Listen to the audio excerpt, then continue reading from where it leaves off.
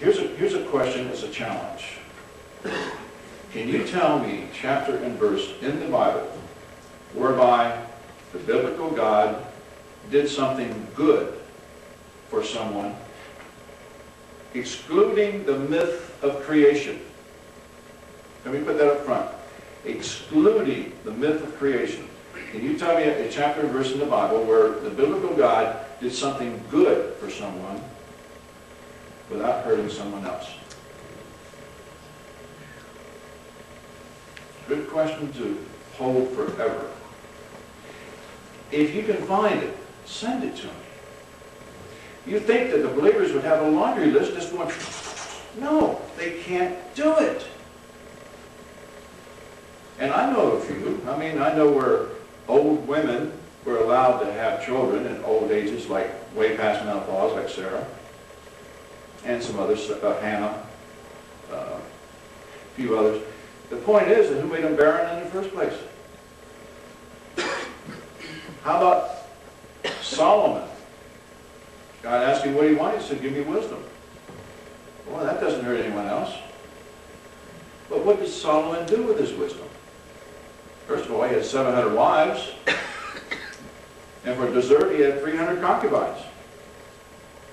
Pretty wise guy.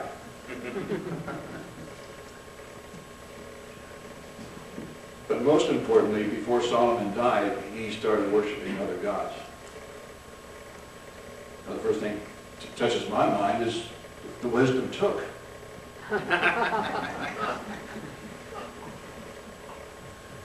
And Solomon, after worshiping other gods, still has Ecclesiastes in the book, Song of Songs, some of the Psalms and so forth. He has writings in the book of hypocrisy when he proved not to be a loyal man to God.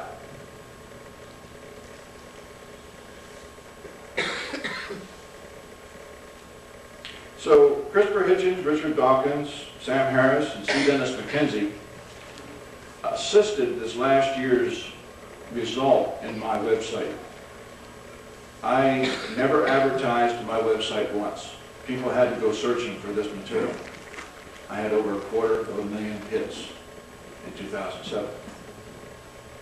I get people writing in all over, and I have a panel. Some of the panel members in this room. Urban, for instance, right over there. And Tiny and Dar, part of the panel. Diane. And I have some people across the country.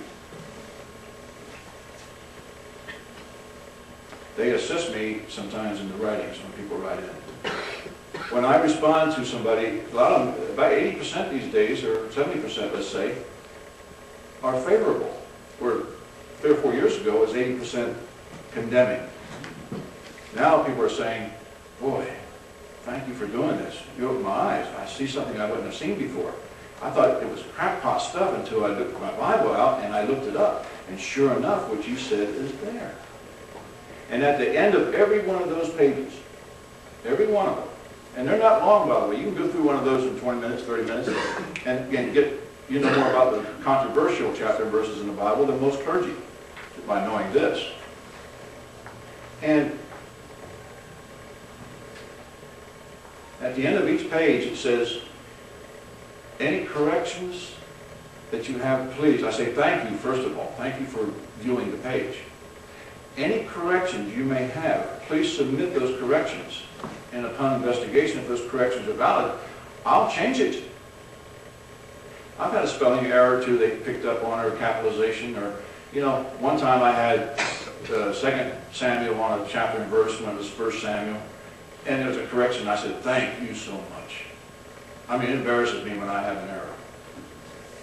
I'm a writer, and I do get embarrassed if I have an error. So when they do come up with one, I'm just, thank you so much. And I'm legitimate about that.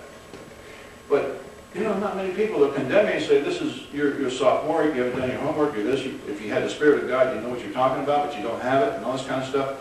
I said, well, if I have an error in my work, please submit your correction. I don't hear from them again. I just don't hear from them again.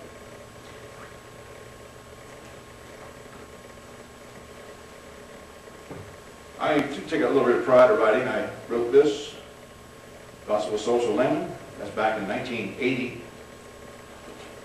Emotional Surgery followed up, and that was 1982.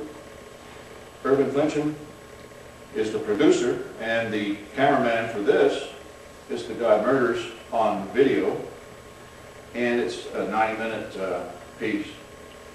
And I thank Irvin for that. And you know, now that everything is on this, basically is on here too. If you hit on home, you're going to hear some drums in the beginning. Irvin selected it because it's non-dimensional of any kind of copyright stuff.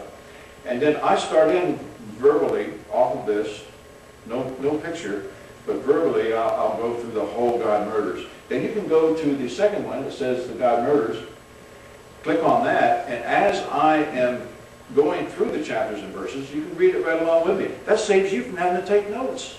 Well, what chapter and verse was that? It's right there. You can see it.